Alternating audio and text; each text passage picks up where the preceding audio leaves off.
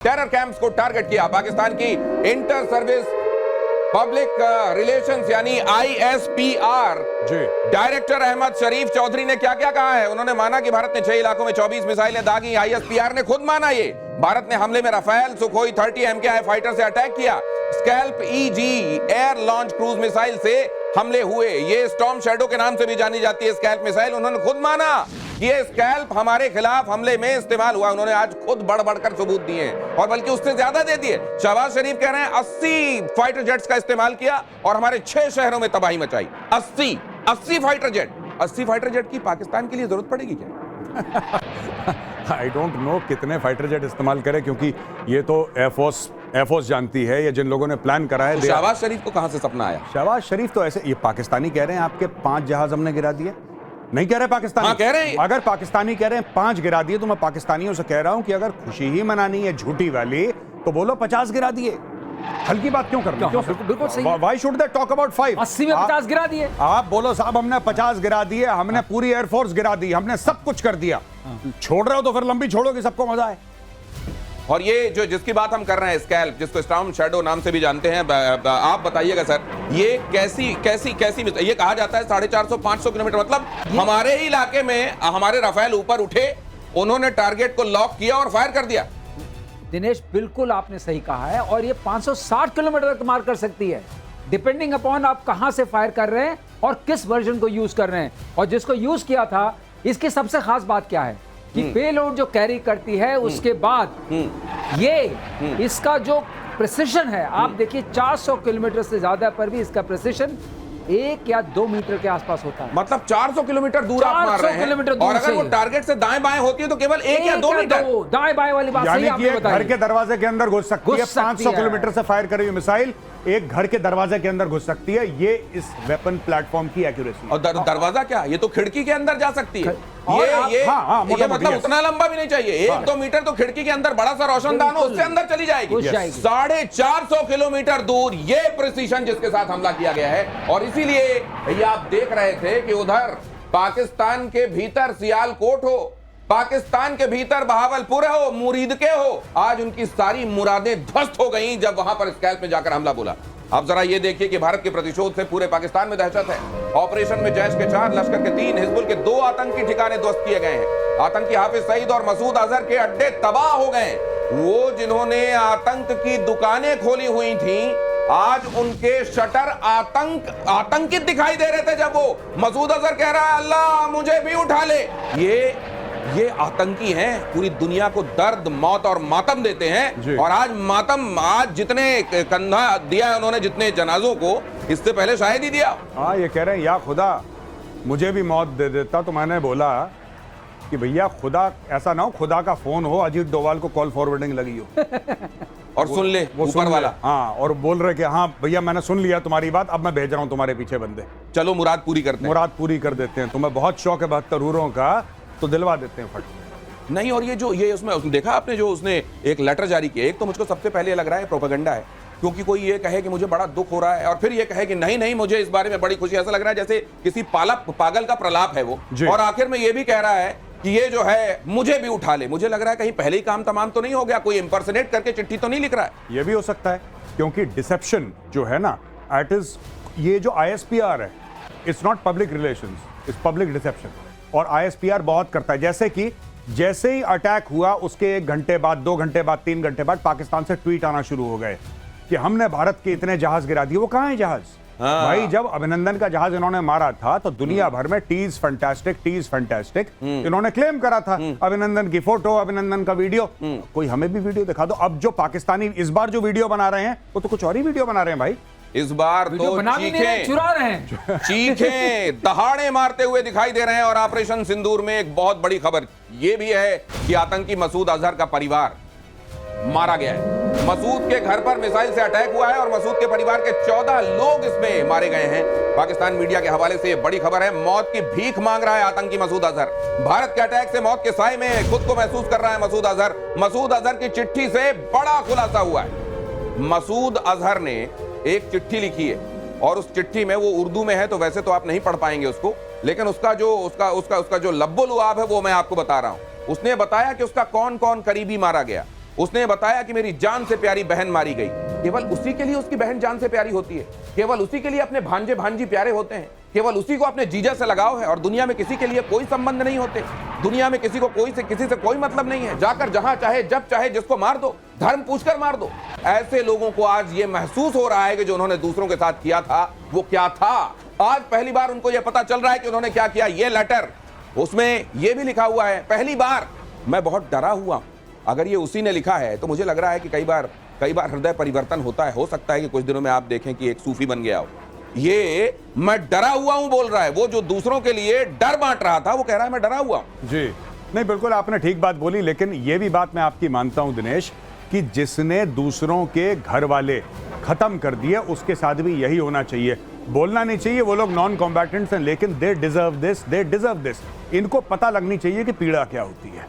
इनको अभी तक पीड़ा का अंदेशा नहीं था, आज इनको पता लगा कि जब घर से लाशें उठती हैं तो कैसा लगता है। ये भी बहुत जरूरी था, ये सबक है, कड़वा है लेकिन जरूरी है। अच्छा, ये कि या अल्लाह काश में मर जाता। अगर ये वाकई इतनी इंटेंस फीलिंग है तो वहीं से कूद के जान दे देते, अपने ऊपर गोली चला लेते, या फिर सामने आते, लोगों का सामना करते और कहते कि मैं तो लग रहा है कि आज मर जाऊं। ये कहीं बैठ के चिट्ठी जारी करके या अल्लाह काश में मर जाता। ये असल में अपने भाई बहनों को, अपने भांजे भांजियों को, अपने जीजा को, किसी को प्यार नहीं करता। इसके लिए सब मोहरे हैं। इसने आतंक की दुकान वहां भी चलाई, यहां निर्दोषों के ऊपर गोली चलाई। आज जब इसके अपने मर गए हैं तो इसके अपने थू थू करेंगे जो बच गए हैं। इसलिए बता रहा है कि मुझे उनसे बड़ा लगाव। मुझे ये तो लग रहा है ऐसा ना हो कि यही निपट गया हो जैसे मोहम्मद वाला। वही ये खुद निपट गया और ये प्रोपेगेंडा कर रहे हैं चिट्ठी का। ये भी हो सकता है, पॉसिबल है ये। और आज रक्षा मंत्री ने देश के रामचरितमानस में सुंदरकांड की चौपाई को उद्धृत किया। ऑपरेशन सिंदूर पर रक्षा मंत्री का बड़ा बयान, हमने हनुमान जी के आदर्श का पालन किया। जिन मोहि मारा ते मैं मारे, कहा राजनाथ सिंह ने। सेना ने बेहद सटीक स्ट्राइक की। राजनाथ ने कहा सतर्कता, सटीकता, संवेदनशीलता के साथ अटैक किया। हमने सटीकता से लक्ष्यों को नष्ट किया है, लेकिन सतर्कता इस बात की बरती है कि वहां कोई भी निर्दोष इसकी चपेट में ना आने पाए।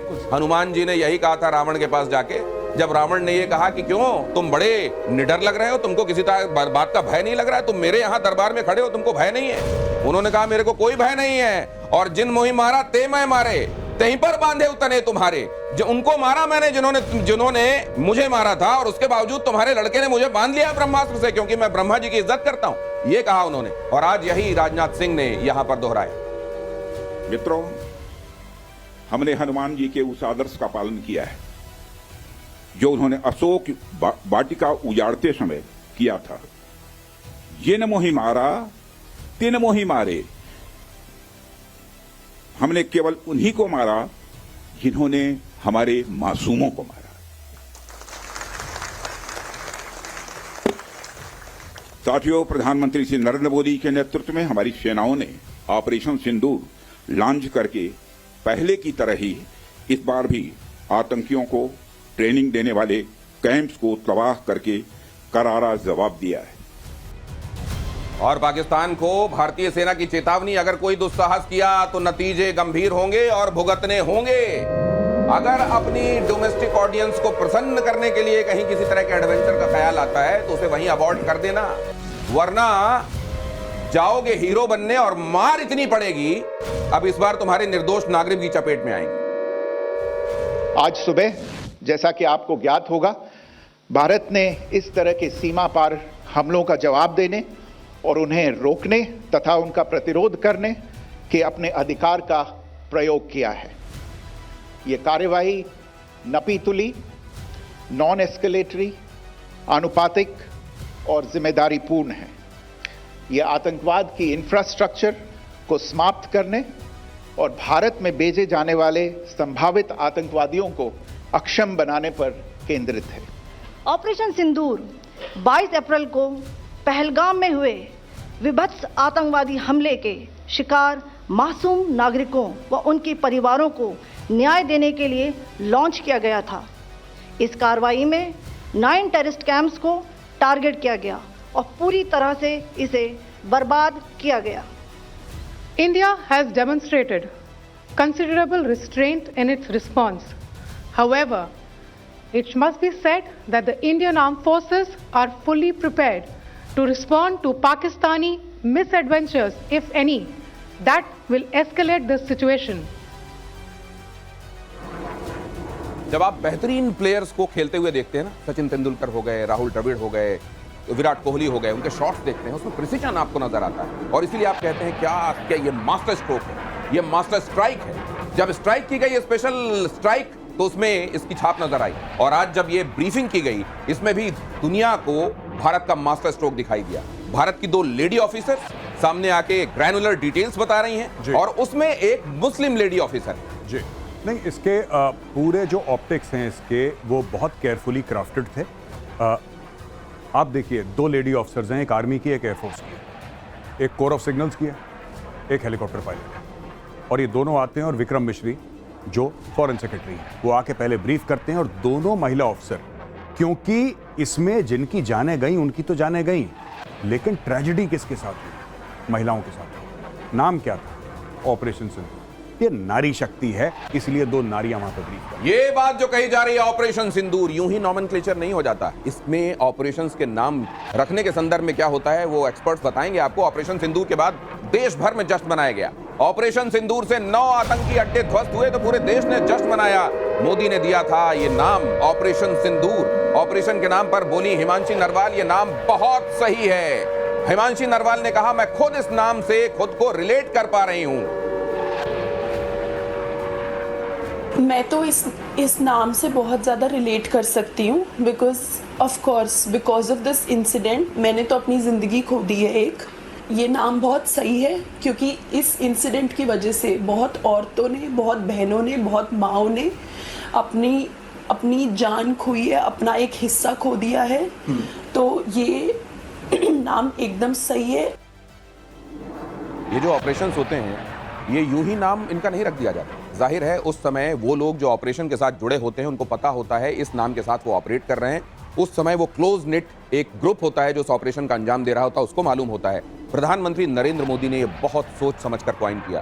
ताजा चूड़ा पहने हुए, हफ्ते भर से भी ज्यादा नहीं हुआ था कि उसकी शादी हुई थी, मांग में सिंदूर था और अपने पति के शव के पास बेबस बैठी हुई थी। उस समय भारत ने तय किया कि इसका नाम क्या होगा, प्रधानमंत्री ने तय किया। आपने जब ये नाम सुना आज ये स्ट्राइक होने के बाद ऑपरेशन सिंदूर, आपको क्या लगा?